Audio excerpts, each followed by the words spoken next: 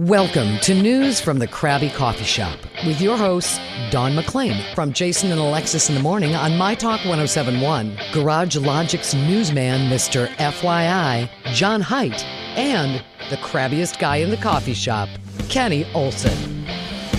Are you living in fear? Do you feel threatened? Do you feel suspicious? Hi, I'm Kenny. That really wasn't a good Kenny at all. It really wasn't. But I actually think we should have redone the open because the open says the crabbiest guy in the coffee shop, Kenny Olson. Oh, yeah. We are living in bizarro world, Don McLean, because the crabbiest guy in the coffee shop is one of the nicest men I have ever met. Oh, yeah. Let's talk about him while he's gone. It's John Haidt. John. He literally started something that starts with B, ends with itchin' at me the moment he hopped on our little contraption here. Well, I'm playing this game under protest. I consider you the commissioner of the league because last night, I don't know if you're aware of this, but it was election night. And see, I work this other show called Garage Logic where I have to do news. I've been working on news for 3 hours because I knew I'd need the extra time. And when Kenny told me last week, I'll be out next week, I said, great, we won't do the Crabby Coffee Shop. I'll have plenty of time to get news done for GL. And now I'm about halfway done with GL news. And if I go into GL and, I have all the election stuff. That's it.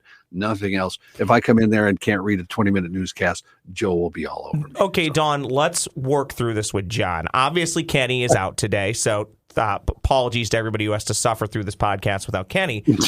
John, you don't need to bring anything else to the newscast other than politics today. Like he doesn't he just like you over prep? That's what I heard. I do over prep, yes. I usually have extra stories, but I never want to be short. Okay, I'm sure you guys are in broadcasting. One of the dreams, I have two dreams that haunt me. One is I show up for a 20-minute newscast with one sheet of paper. A post-it. And I don't know. It's a big post-it note. Post-it note is what those. You can write a novel on that. That is one of my nightmares in life. So I worry about that. So yes, I over-prepare. I need maybe 20 pages of news, and I bring 30 usually. So I have leftover stories that I get rid of. So I'm a little paranoid about that. It's okay. Let's get through this then. What's your other nightmare? My other nightmare is having played in bands and stuff for about 40 years, that I show up for a gig and I don't know any of the songs. I don't know how to play them. I don't know what key they're in. I know nothing, and nobody will help me. None of the other musicians. Yes. So. I think you're going to be fine. And I want it noted that he put on the record before we started. Yeah. He'll never work another Wednesday after election day going forward. Right, and it will always be a Wednesday. And I would say if John truly views me as the commissioner, I'm going to tell John right now, that is not acceptable. You will be here every Wednesday after Election Day. I'm going on strike right now. Oh, no. I guess it's just you and me, Ross. Go do your stories. Maybe you can use some of these. I did preface it, though, by saying, Dawn, that should I be lucky enough that I'm doing those shows in 2 years or 4 years, I'm not assuming anything at this point in my life. Yeah. No, we really can't, can we? I don't know. Any of us. No, we cannot. And actually, on that election front, John, I don't know if you've had a chance to get caught up on the email thread that's gone back and forth the last day or two. But Dawn sent something very interesting. Okay, so as we record this, we still don't know who won the Senate seat in Georgia. I don't know if you know that, Mr. FYI, but it sounds like... Yeah, I'm aware. Okay. He knows. Like I said, I've spent 3 hours. Okay. He's basically... So it sounds like for another 4 weeks, we're going to have to hear about the Senate power struggle. Yes, they'll probably have a runoff. But one way to maybe reduce some of the, pre-election and post-election angst is Dawn found this nice little contraption or way that we can get rid of at least the texts and phone calls, which is really funny to me because I've had friends reply to those texts and basically say, quit texting me or I'm voting for the other person. Really? Yeah. And then they immediately reply, oh, sorry, we're taking you off the list. Oh, okay. Well, they at least replied. Now, according to a software company called RoboKiller, Americans received 1.3 billion political campaign phone and text messages just in October. 1.3 billion. Now, there is a solution for unwanted phone calls and political ads, texts or phone calls. And then you wonder, like, how did they get my phone number? That was a big thing for me. All states allow access to voter data for election purposes. So if you're a registered voter, your information is on file. So this is what you do. You forward your text to spam, then file a complaint. Okay. And how do you do that? You can forward it to SPAM or 7726. That's one of the best options. And you're like, well, I'm not getting them anymore. Write it down for next year. Wait, you can legit forward a text to something to spam? Mm-hmm. I had no clue. Yep. Did you know, John? I did not, no. Huh. And the FCC recommends not responding to any questionable sources. I'm going to start forwarding potential future Mrs. Brendel's text to spam. Oh, my God. Potential future. Wow. Certain family members to spam. I think this is a great idea. Now, that's not where it stops. You have to file a complaint with the FCC. Okay. You can, but then it kind of contradicts itself. It says reply stop to the sender. Mm-hmm. The only one of them that I saw at the bottom said reply stop if you don't want this. The others didn't say it at all. You know what, I would say yes. Yeah, I probably got 4 of them, and none of them said reply stop, but I replied stop to all of them. Uh-huh. And they replied, okay, you've been taken off the list, even though it didn't tell me to do stop. I did anyway. Oh, good for them. Okay. You know what I did? I would just go in, block the phone call, block the caller, and then I reported it as junk. Okay. So then I deleted the text. So it's like that phone number can no longer come to me ever again. Now, even if it was a politician you may align with, would you still do that? I don't want any of them. Same. That is Same. not, and if you are deciding on who you're going to vote for by something you read in a text, please, for the love of God, do something else. Like, nobody should be determining, like, and if they want me to, I mean, you should hear me. I got probably, I would say 40 to 50. Really? Yeah. Wow. Every day I would have to delete like 5 at least. I feel the same way you said. If you're going off of a text, please don't, or maybe you shouldn't vote. I feel the same way about most campaign TV ads. Oh, sure. Absolutely. They're so biased either way. Yes, on both sides. And, my poor friends are probably tired of me because every now and then when I hear an ad that gets stuck in my head, I will voice text it to them. So for a month, John and Dawn, in my head, you know what I have had stuck in my head? What? I will be the one going on offense on the issue. Offense, offense, offense. Oh, my God. That's Jim Schultz running for Attorney General. The repeated word really did. I just want people to, if they're going to go for it, somebody come up with a jingle. Oh, here's one that got me. That's not a jingle, but it's a great alliteration. Yeah. Jim Abler is a real enabler for Jim Abler. You're an enabler for yourself. Oh, my gosh. I'll never forget whenever in Missouri, the great state of Missouri, our governor, who was found to be corrupt later, he was ex-military, and he had a huge machine gun. Who was that? He's like, I'm going to be tough on everybody. And then he just started firing this huge Gatling gun thing. Those ones always crack me up. But he won. Nothing ties you to the common voter like a massive machine gun just firing off at a field. Cool. It was pretty cool to see, but we just couldn't believe it. We're like, who is this guy? And then he ended up, there was some corruption involving him. And you guys probably know out there more than I do. It was, in the last 10 years, but oh boy. Eric Greitens. Eric Greitens. There we go. Yep. Yes. Can you see, can you see what he did? What did he do wrong? I mean, it's fine to talk about it. It was in the news. Yeah. Oh, the one that caught me last night, well, John's looking this up, and I already forgot the state. I know the name because I've heard him. He's a potential presidential candidate. That Chris Sununu. Oh. reelected governor for the fourth time, and then you look at him, I'm like, was he 15 when he ran for the first time? Yeah, he's a 13 going on 30 type of guy. He doesn't look old. Yeah. I'm like, how is he now going to serve his 13th through 16th year as governor? It's like if you ran for office, Ross, people would be like, he's just in 7th grade. How can 20. he do this? Right. So sexual misconduct and campaign finance violations. That's come what on. Great left for. Those are the ones, anytime somebody does that, sexual harassment or campaign finance, have they not figured out by now those are almost always the ones you get busted for? Yeah, you're going to get caught, okay? Please, just control yourself. I mean, also testosterone. What'd you say? He also beat his kids, so he doesn't sound like a good human being. He beat his kids? Yeah, apparently his ex-wife said, "I worried about my kids' safety." He would his behavior included physical violence toward the kids, cuffing our 3-year-old son across the face at the dinner table, yanking him around by his hair. No, I'm so sorry. That's terrible. So here's what we know: when I go down to Missouri, I need to key the cars of the people that were harassing Dawn, and now Eric Greitens' car. Yeah. Oh God! Oh my God! But redacted from the podcast. There, who knows is going to come after you now? Jeez, man. I mean, I guess it was just all that testosterone just pumping through his veins. With the shooting of the guns, he's like, I mean, look up the ad, you guys. It's still out there, I'm sure, on YouTube. It's crazy.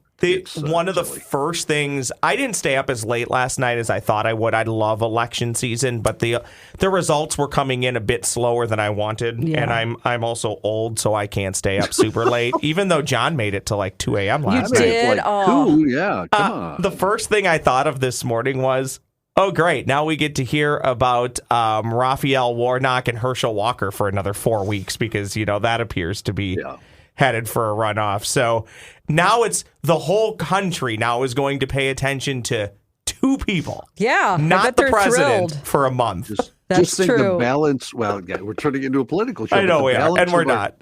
The balance of our Congress rests with Herschel Walker. So we'll just leave it at that. We'll leave it at there that. You go, guys. Have a great day. Have a blessed day. No, well, we're still doing the rest here. Okay. Well, that concludes our politics talk for the day on News from the Crabby Coffee Shop. That's the most politics we've ever talked on this show. Yeah, and I really just hate all ads for all candidates. I just want to be clear about that. Like, I just don't even think it should be allowed.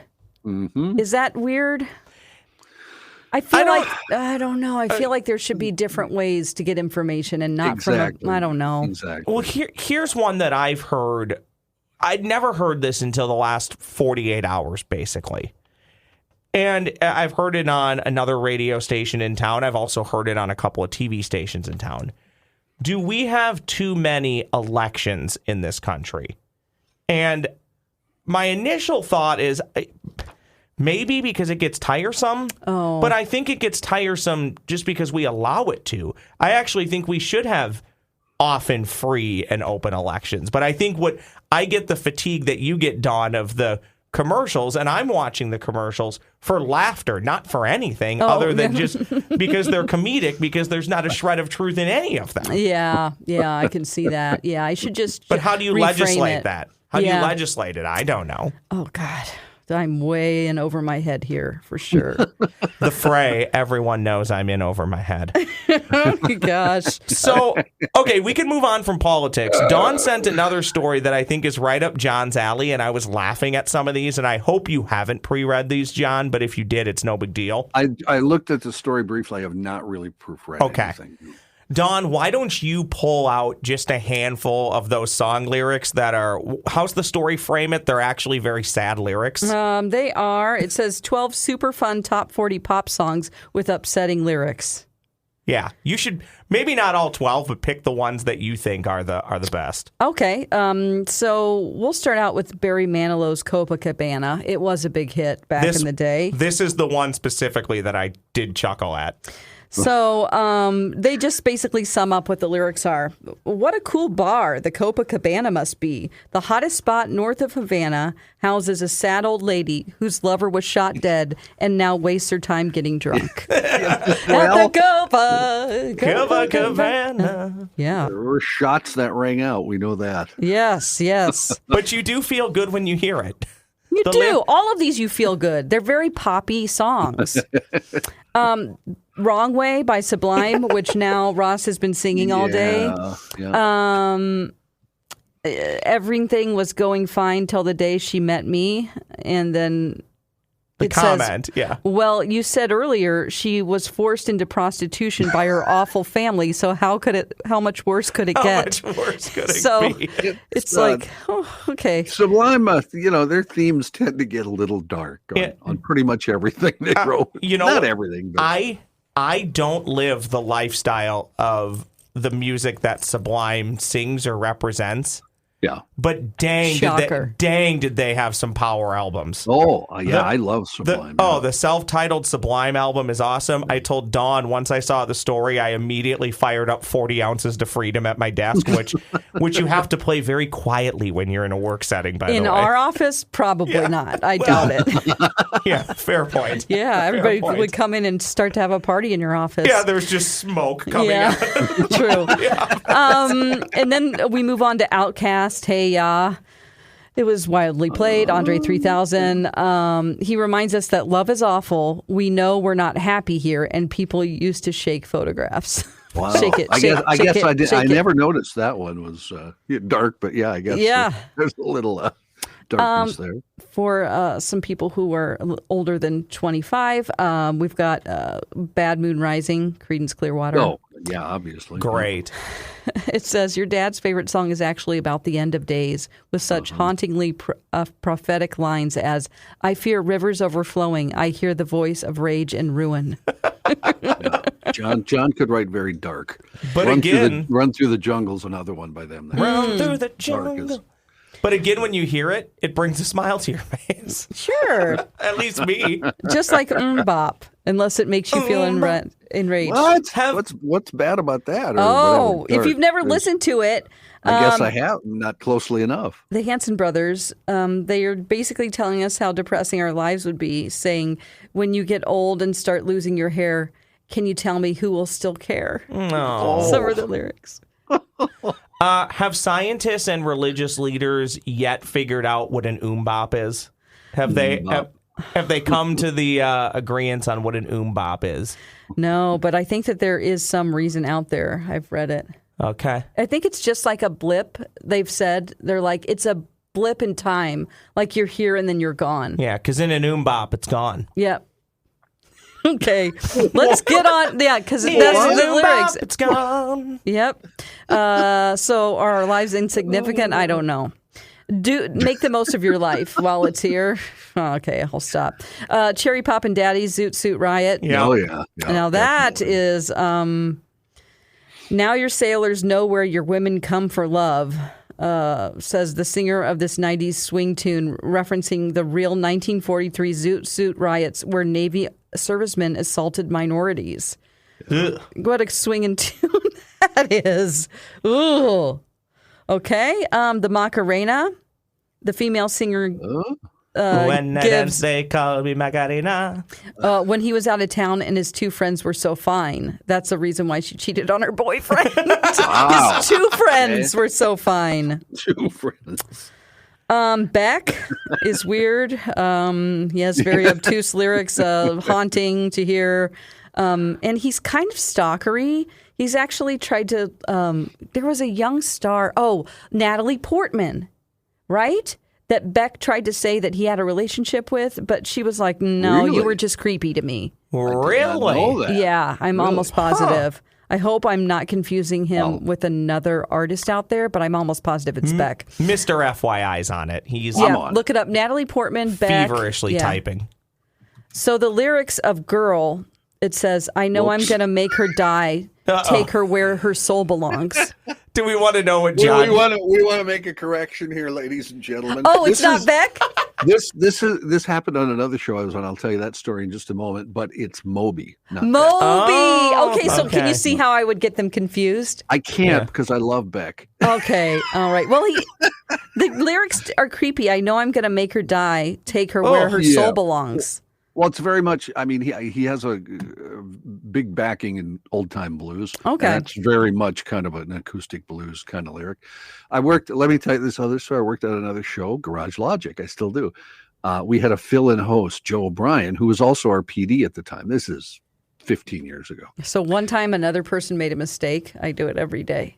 Well, no, but this was, he had to We apologize. got to know a lot of stuff, guys. We still apologize for this. Okay. In the old days, there was a band called Blood, Sweat, and Tears that very popular. Yeah. Their lead singer was David Clayton Thomas, who was also very popular. So we were talking about that one day because we were using one of their songs as a bump. And Joe said, yeah, that's too bad about what happened with him, where he started abusing kids and stuff. Oh, no. David Clayton Thomas never abused any kids, was never accused of it, was never found guilty of it. Okay, that's legitimately worse than what I said, right? We apologize.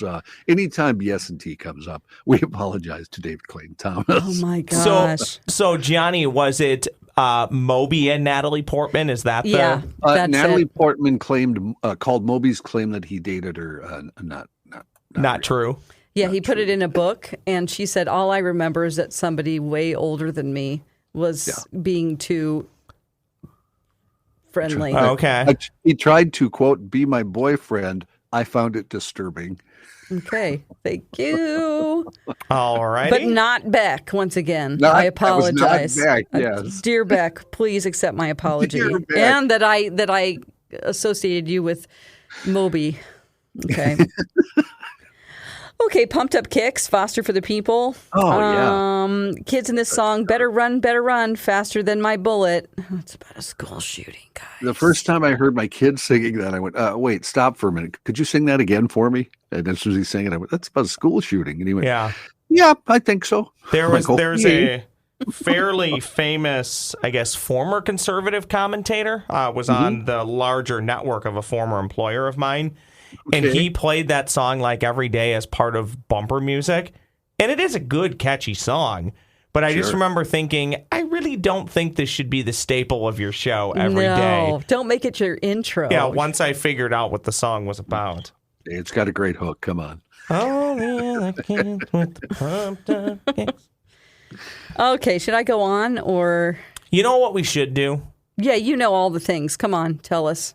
Let's talk about DK Mags. Well, yeah, actually, Kenny is checking in. Do you want to hear from Kenny? Kenny, what do you have to say? Yeah, let's hear from Kenny. So it's just one of these things, and the reason I bring this up is because it's been the last 2 weeks up here in the country, people have been sighting in their rifles getting ready for deer season, and they're going through ammo like crazy. And I sighted in 3 different rifles last weekend, and I bet you I used over 10, 15 rounds in each one.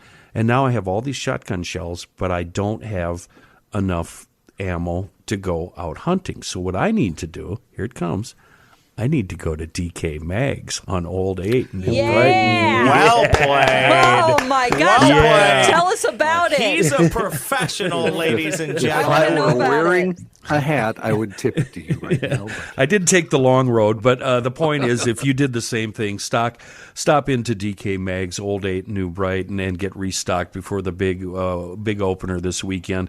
And if you've acquired recently, maybe your grandpa's rifle, your grandma's rifle, or your uncle's purse gun, they can also work on those for you. Both places have gunsmithing services. They can make sure they're in perfect working order before you try them out. And one more thing here, if you think you're an expert in the world of firearms and accessories and you need a side gig or a main gig, get a hold of them. They're hiring good people. They've got a great selection, fair prices, and a wonderful staff, both at Monticello Pawn and Gun and DK Mags in New Brighton. They're on the web, too, dkmags.com. You know, it's always great to hear from Kenny. It really is. Yeah. I say that Thanks, Kenny. I say that semi-facetiously. Sometimes it's better Sure. Yes. better to not hear from him. It's always better to be active and have some fun on the weekend. Yes, it is. Our friends at St. Thomas, they can help you with your weekend plans, Dawn and John and fellow Crabbies. Did we ever decide that? Did we go with Crabbies? Crabsters? Hoopleheads? I don't like hoopleheads. It has nothing to do with, I hate that term. Well, let's go with Crabbies. Yeah. The new look men's St. Thomas basketball team, they open their home schedule this Friday at 7 against the juggernaut known as Chicago State. The women Hoopers play South Carolina State on Saturday night at 7. The football team, actually, I think I saw they cracked the top 25. They can clinch a share of the Pioneer League championship on Saturday at 12 noon. They take on Stetson. All of these games and many more are available for purchase. Tickets available at TommySports.com.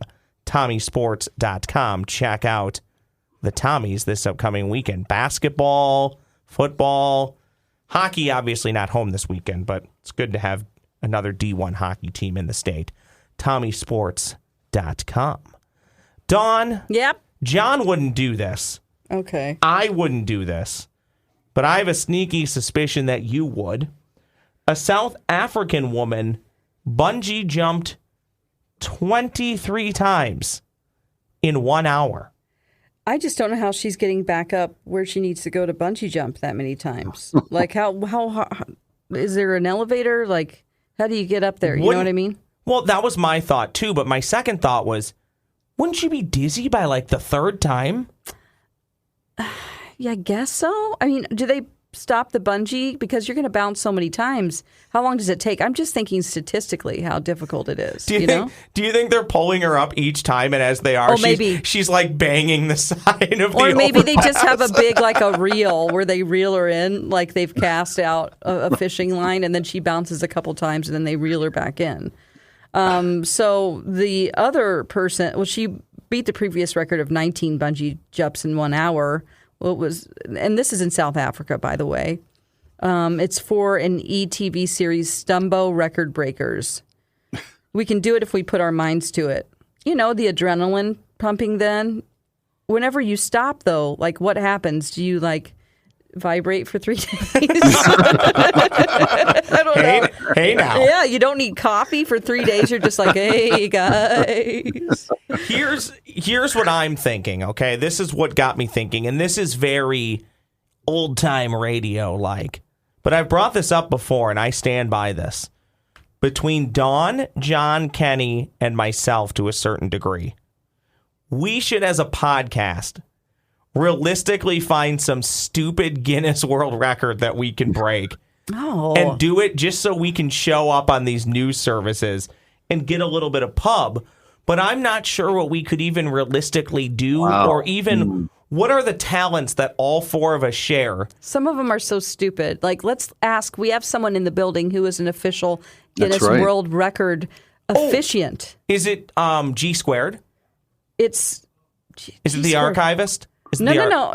Mike Marcotte. Yeah, M squared. Oh, okay. M squared. Yeah, he's part of the TV crew. Okay. Downstairs, executive producer. We should send him an email and say, what can four people with crazy different backgrounds do together where we wouldn't hate each other but set a Guinness record? Maybe he can't do that because he would be giving us a tip-off, and then it would be unfair. Because he's a judge. He's the one who decides. He's a judge. He has to be there. Records.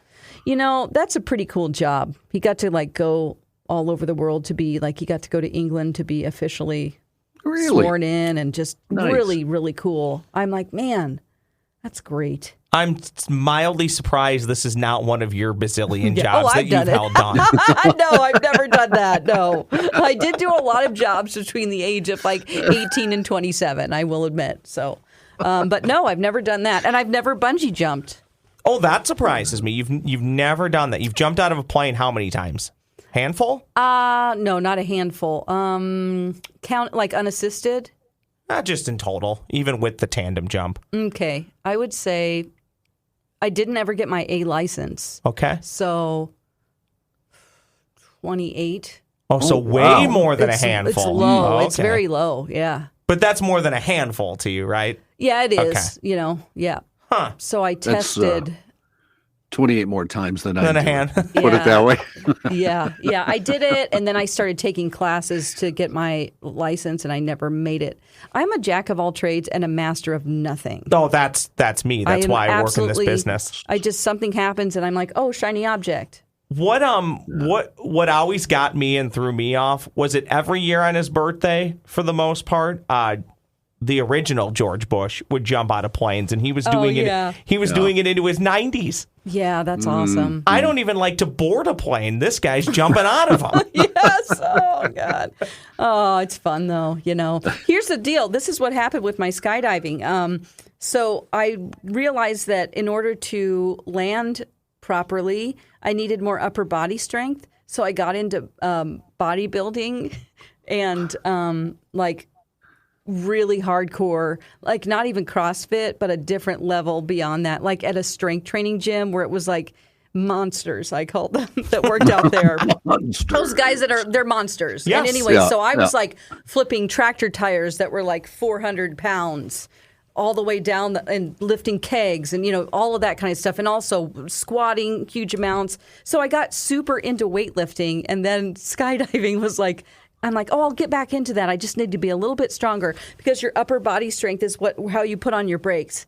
Sure. And so I was afraid I was going to break my ankle because I wasn't, it just was always a real interesting landing. So this happens a lot at football games. They have people jump out, or I guess sporting events with open air stadiums. People jump out of planes, they land on the field. Mm-hmm. I see it at a Gopher football game seemingly once a year, sometimes maybe twice. Sure. I'm semi-thinking I might see it this Saturday because it's their salute to service game. And the thing I'm always amazed at is exactly what you said. They come to such a hard and quick stop. And I'm always amazed that when they hit the ground and then they kind of borderline start jogging, they don't topple over because of all the momentum. I've landed flat on my face before. Like I do this thing where they would make fun of me because it's really hard to see the depth of like, okay, I'm supposed to the perspective of looking at the ground from, nobody does that. Your brain can't really calculate.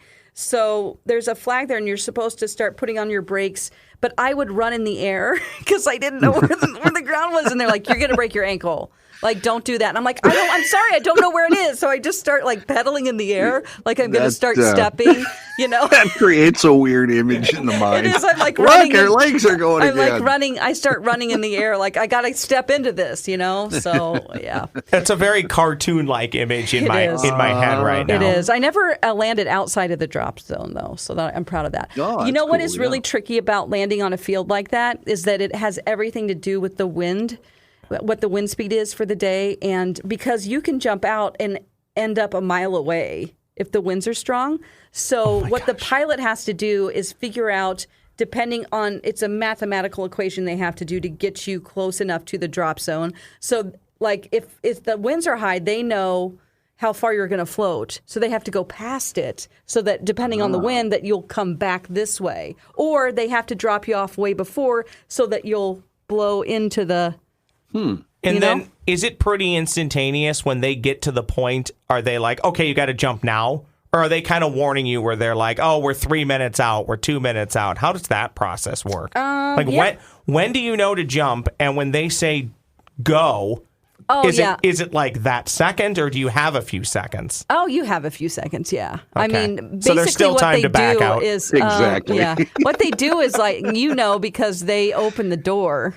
So they dip the plane to open the door.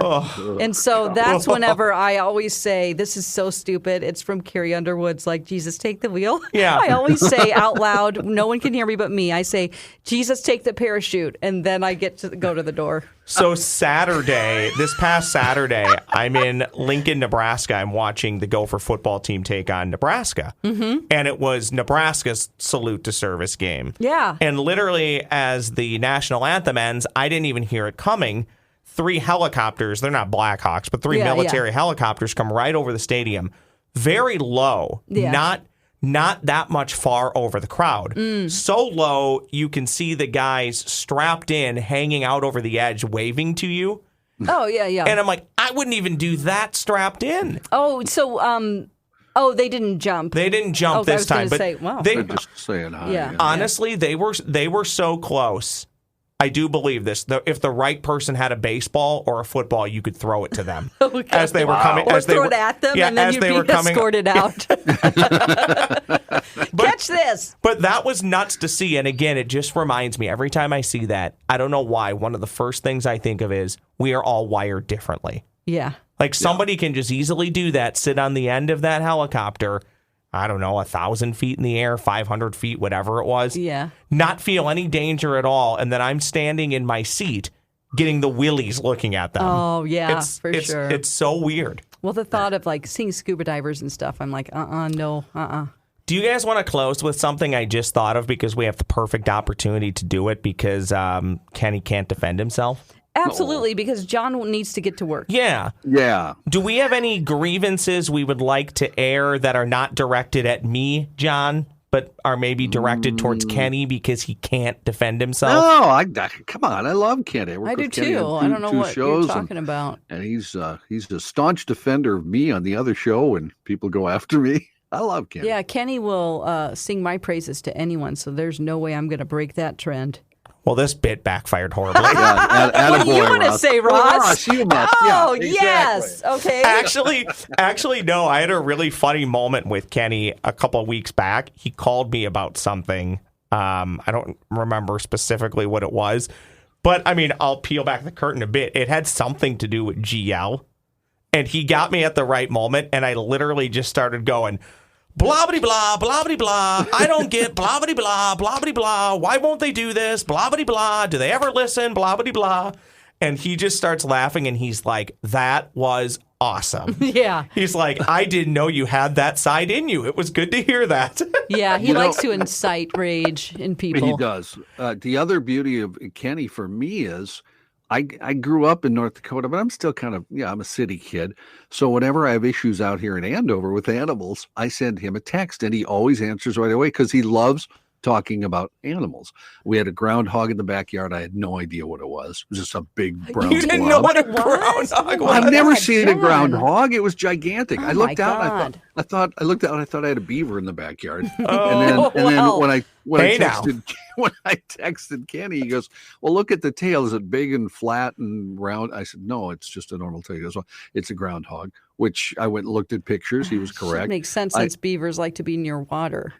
Well, and I'm not, I'm 2 miles from a lake, so it's a I'm nowhere near water. Roving beaver. But I've had rabbit issues where some kind of animal is leaving dead rabbits in my yard with no head, and I had to ask him about that. And, You mean, so he's my go-to guy for wildlife stories. So it wasn't the local Satanist youth club? I mean, No, headless rabbits? He says it was probably it could have been a cat. He said they like to rip the heads off for no apparent reason. Oh. Carry him around. Sorry. There's also birds that like to do that. He said. I There's love two scavenger kind of birds that will rip the big head off ones. of. Yeah. Oh yeah, big one. Not just Little robins or blackbirds. something. Yeah. I love Four of cats. them together. That's no secret, but cats are natural born killers. They will kill everything they can get to. yeah. Everything. And that's good. We have a neighbor cat, and we haven't seen many mice since that cat's been around. So I'm that's very great. happy with the cat roaming our yard. Yeah. All right. Well, So Ross, no, I can't pick on Kenny. no, I really can't either. And actually, this actually worked out better. Since he's not here to defend himself, I will go. I don't even know what mode this would be, but I will sing his praises. Well, People, he's a good man. But Dawn and I are going to have to tell him that Ross tried to get us to. Yeah, this spill is bad there's no stuff coming about back. him. Oh, from let's this. let's not kid ourselves. He's going to listen to this pod because he wants to make sure he wants to make sure that it was worse without him. That's what he's. I think I've listened to one of these. I'm not kidding. Me too. Same thing. But here's, you know what? As long as you brought that up, here's another Kenny thing. We could do the best podcast in the world, and at the end, he'd say to me, "It wasn't very good, was it?" No, it's so true. That's Kenny. Yeah, he's that's like, Kenny. "Well, that was terrible." And I'm like, "Really? I had a good time." Exactly. Me too. I always love. What did you think of the pod? I thought it was great. I thought it sucked. Always. Yep. If you don't think it sucks and you want to advertise on this here podcast, Yeah. GarageLogic.com keyword partner, garagelogic.com, keyword partner. Dawn would love to endorse her favorite low-calorie, what do we call that, soda, water? Yeah. What do we call that? It's not like a sparkling water, Zevia. Yeah. They're trying. The sales rep. Zevia? Yep. Yeah, Zevia. Not Activia. I know, I That's just the had to do Activia that. jingle. I had to which do has that. to do with having good bowel movements with yogurt. Anyway, if you want to advertise with us, please, so we don't have to talk about this anymore, we would love it. I would also endorse Activia and better bowel movements. Well, Goodbye. we'll end with that. Jeez. Good You've been luck, listening That note, to news from the Crabby Coffee Shop. We hope Kenny's back next week. he will be. Thanks for listening to News from the Crabby Coffee Shop. New episodes drop every week wherever you get your podcasts.